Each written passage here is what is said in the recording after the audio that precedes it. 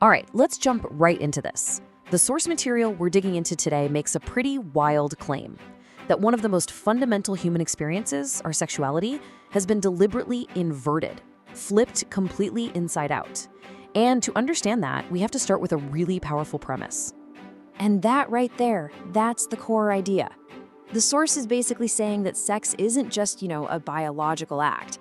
It's a technology of creation. And if you can distort that technology, you can distort a person's ability to connect with their own power, with source itself. It's a huge statement, so let's break down exactly what that means. So to really get how something was supposedly broken, you gotta first look at what it was like in its original unbroken form, right? The source calls this sacred sex, and it's presented as a kind of spiritual blueprint. Yeah, so from this point of view, we're not just talking about physical pleasure, not at all. Sacred sex is defined as this incredibly powerful spiritual tool. It's a way for two people's consciousness to literally merge, creating this amazing feedback loop of energy that goes way, way beyond just the physical body. Okay, now this is where it gets really interesting, because look at the specific functions it's supposed to have. It's not just about connection, it's talked about as a manifestation amplifier, like literally helping you bring your intentions into reality. It's a timeline anchor for locking in a certain path, and even a temple act, something done with incredible intention and sacredness.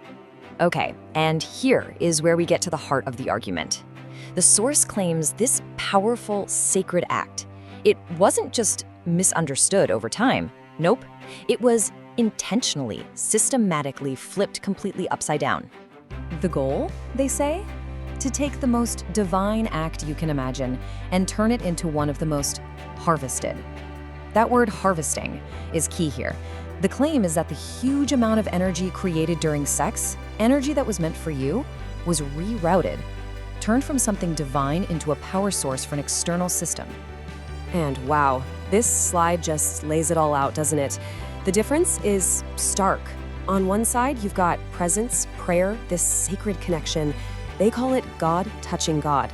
And on the other, performance, pure urge, power games, dopamine chasing meat. It's a huge, huge shift from a spiritual union to something purely physical. So what's the consequence of that? Well, according to this, when sex is done in that inverted state, disconnected, maybe driven by shame or just on autopilot, that powerful energy from an orgasm, it doesn't complete its natural loop back to you.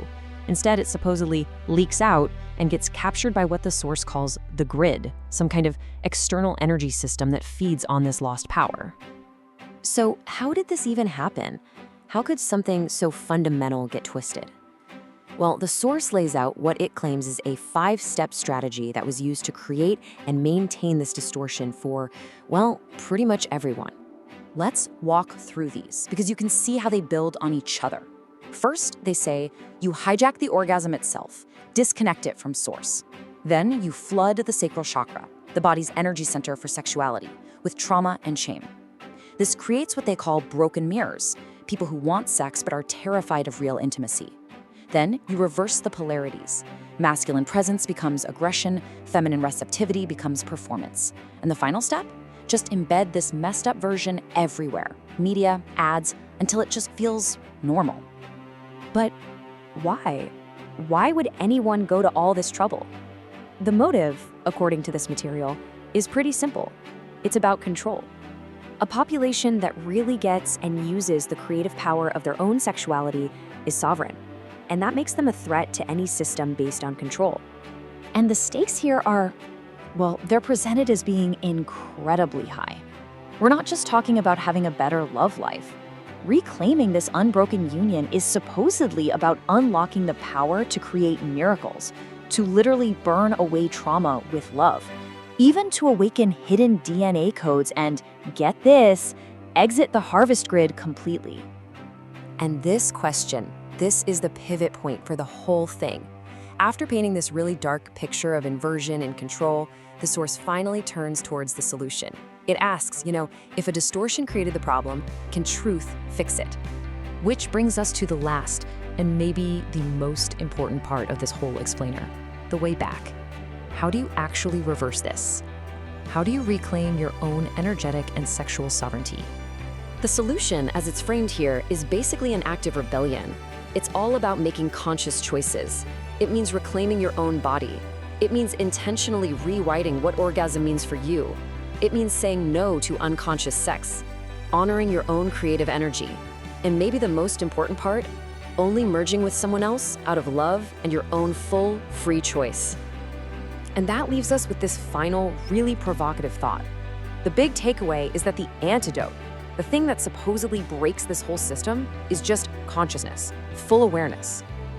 The idea is that the so-called matrix can't feed on sex that's done with your full awareness, your full sovereignty, and your full heart. That act, in itself, closes the loop. It keeps the energy with you. And that is the ultimate act of freedom.